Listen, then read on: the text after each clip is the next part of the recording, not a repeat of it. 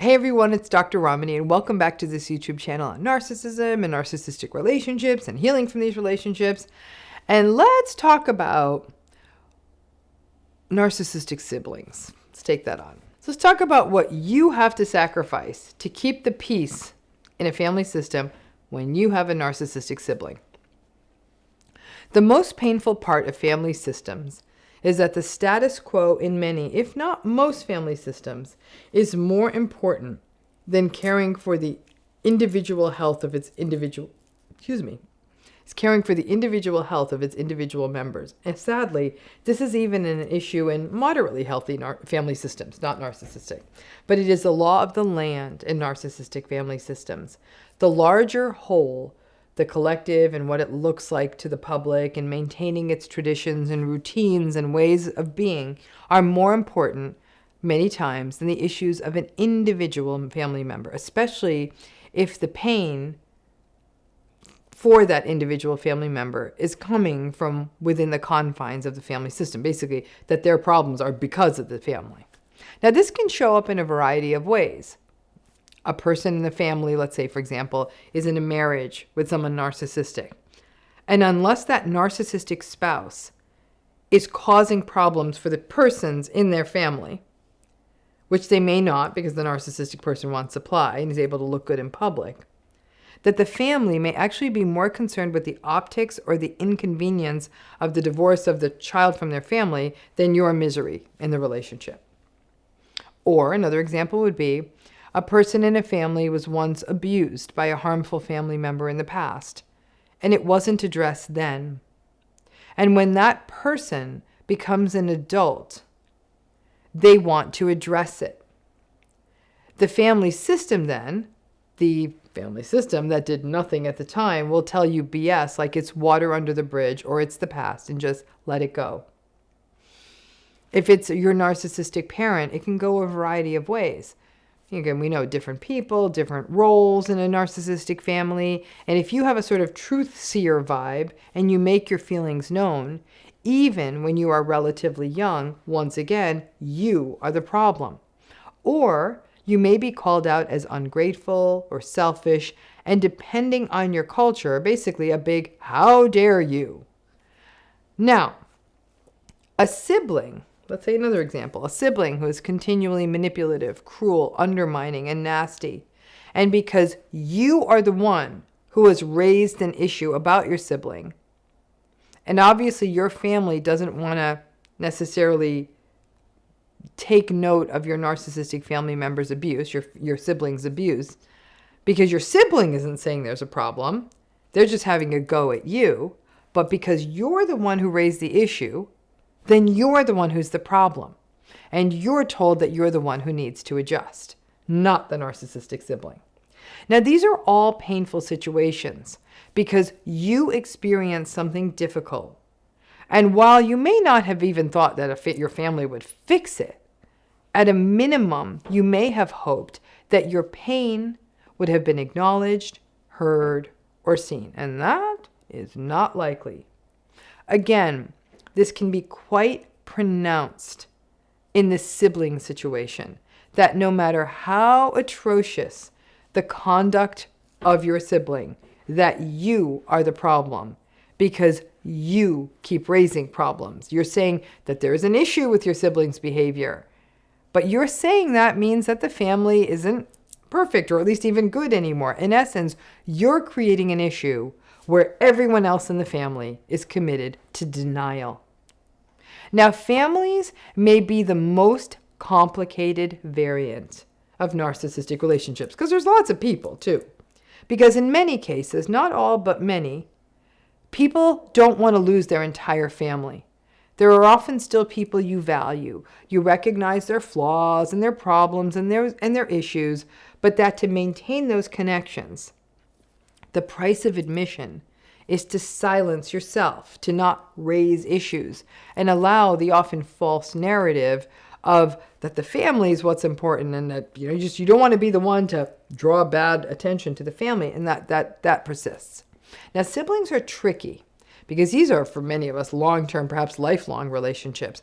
And while, listen, we know kids, child siblings fight. When that trails into adulthood, it gets tricky. Succession be damned, and by then, we would like to think that you aren't fighting over a toy when you are adults. Now, however, the only reason that a lot of people even speak to their or have relationships with their siblings is because they're related to them. They would have never chosen this person to be a friend. And were it not for that sibling relationship, they wouldn't have anything to do with them. They don't even like them. Now, many, but not all, many siblings are sort of close-ish in age, which sometimes would imply a friendship. And parental fantasies exist about wanting the children to get along well into adulthood. That means anyone who has a narcissistic sibling is kind of screwed because the fantasy is done. Narcissistic parents sometimes create these circumstances and the tensions with a difficult sibling through early triangulation, comparison between siblings, fostering competitiveness, and the parents enjoying the power they get from fostering gossip in the family and things like, you won't believe what your brother told me, kind of BS. In other cases, narcissistic parents just want to maintain the holiday card fantasy of a family that is close-knit and ignore the concerns of others in the family, whether it is one or more siblings, about the narcissistic sibling. Again, in families, it is very difficult to excise and just pull out one toxic family member and keep the rest. Families tend to be a package deal, and siblings represent a unique challenge. Some folks find the sibling relationship so toxic that they had to chuck the whole family relationship, a choice that often resulted in lifelong grief.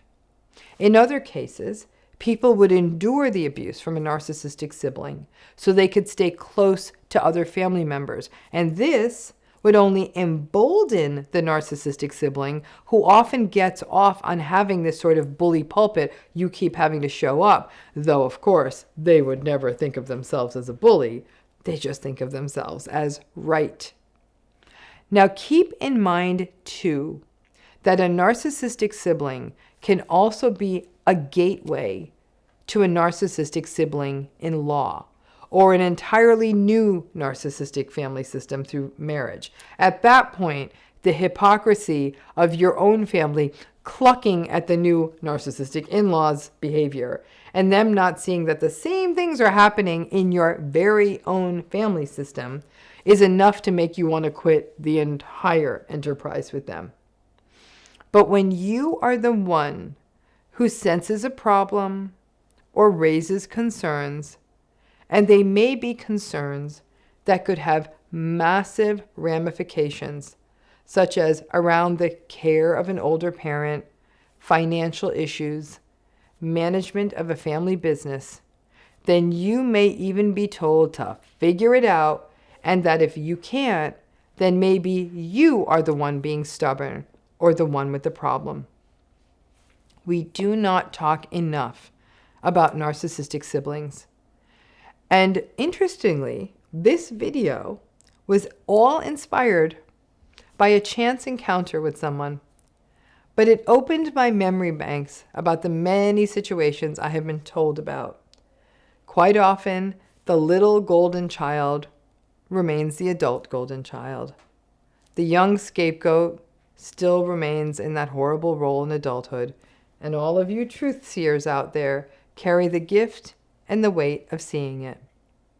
There is also that terrible experience of hearing that, well, you only have one sister, or you only have one brother, as though that makes it better. They're trying to tell you, you got to work on it.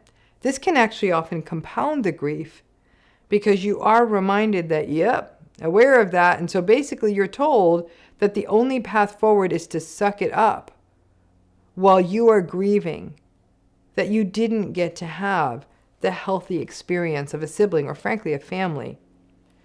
Which when a sibling relationship is healthy, it's very, very special because it's someone who is a shared historian of your life. However, when you have a narcissistic sibling, they become the distorter of your history. Seeing the narcissism of a sibling and having it be invalidated or ignored by other people who are witnessing it feels deeply unjust. It's a form of abandonment. And no matter how much you try to point it out, listen, it's not even that they don't see it. It's very likely that some of your family members too, I should say, but they do not want to tip the apple cart. And it's devastating to realize that within a family, you're sort of an acceptable sacrifice to maintain a psychologically photoshopped version of the family. And thank you to that person who stopped me and suggested this video. Thanks again.